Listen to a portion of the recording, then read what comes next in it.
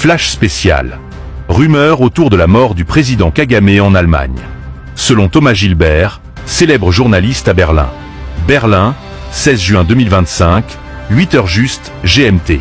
Une onde de choc secoue la communauté diplomatique ce matin. Selon des sources proches de l'ambassade du Rwanda à Berlin, le président rwandais Paul Kagame aurait succombé à un malaise cardiaque lors d'un déplacement privé en Allemagne. Aucune confirmation officielle n'a encore été donnée, mais le journaliste Thomas Gilbert, connu pour sa couverture rigoureuse des affaires africaines en Europe, affirme sur son fil X avoir eu une confirmation de la nouvelle par un important responsable médical de la clinique berlinoise du centre-ville.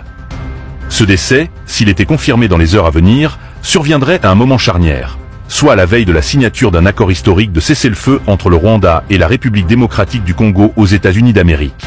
Les autorités allemandes n'ont pour leur fait aucun commentaire, tandis que l'ambassade du Rwanda reste injoignable. Dans l'attente d'une communication officielle, les spéculations vont bon train. Entre joie dans le camp congolais et tristesse parmi l'entourage du président rwandais, ce décès pourrait signifier une avancée majeure pour la pacification de l'Afrique centrale et spécifiquement à l'est de la République démocratique du Congo. Abonnez-vous chez nous, car Eco News, c'est l'information en continu. Ici, on vous informe en temps réel. Abonnez-vous sur notre TikTok pour être informé sans filtre et sans gants. Le Rwanda est sans président. Le siège présidentiel est vacant, personne ne veut en parler. Et je vais vous dire pourquoi. Ça, je peux faire rapidement une parenthèse. Tout le monde sait qu'il est malade et qu'il est allé se soigner à l'étranger. Donc ça, ce n'est un secret de polichinelle. C'est pas sûr.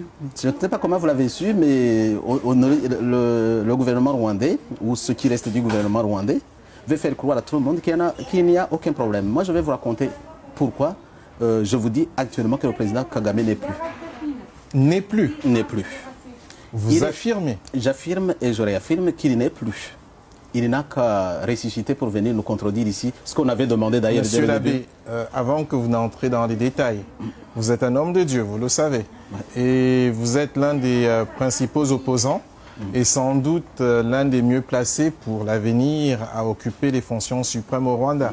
Donc en avançant ces propos, vous jouez totalement votre crédibilité. Je sais, vous êtes au fait. Je suis conscient de ça. Et y compris peut-être des poursuites de la part des autorités rwandaises. Je suis tout à fait prêt.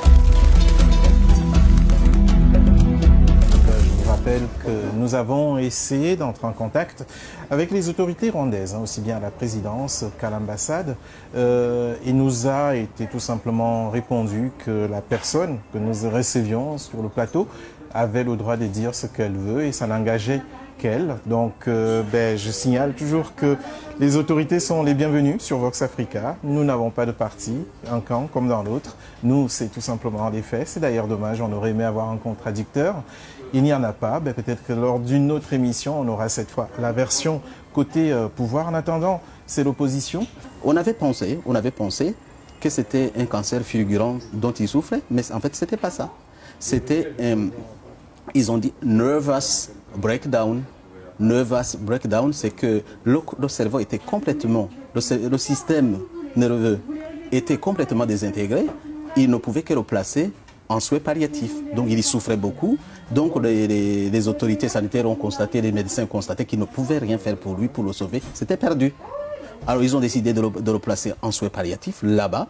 Et puis en attendant la décision de sa famille pour le débrancher. Parce qu'ils avaient établi, et ça c'est l'information, qu'ils ne peuvent pas revenir à la vie. En fait, ils ne peuvent pas. Donc vous êtes catégorique. Le président du Rwanda actuellement est en état de mort cérébrale. C'est ça. Et puis, ce qui m'intéresse beaucoup, c'est pas ça, parce que je peux y arriver aussi, quelqu'un d'autre peut y arriver, c'est un accident de la vie. Mais le problème, c'est des conséquences politiques de cela. C'est un président de la République en exercice.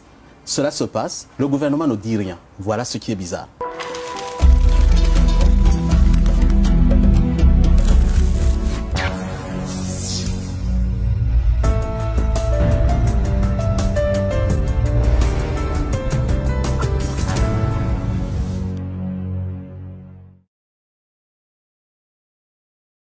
Le présidentiel est vacant, personne ne veut en parler. Et je vais vous dire pourquoi. Ça, je peux faire rapidement une parenthèse. Tout le monde sait qu'il est malade et qu'il est allé se soigner à l'étranger.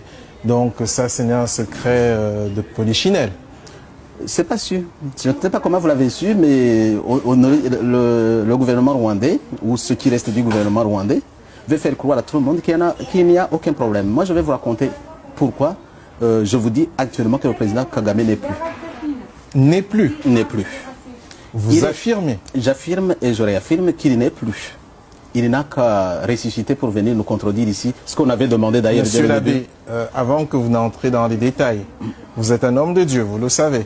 Et vous êtes l'un des principaux opposants et sans doute l'un des mieux placés pour l'avenir à occuper les fonctions suprêmes au Rwanda.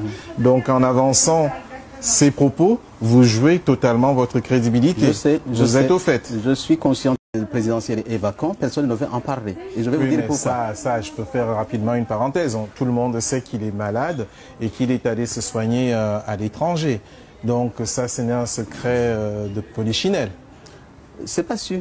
Je ne sais pas comment vous l'avez su, mais le gouvernement rwandais, ou ce qui reste du gouvernement rwandais, veut faire croire à tout le monde qu'il n'y a aucun problème. Moi, je vais vous raconter pourquoi je vous dis actuellement que le président Kagame n'est plus.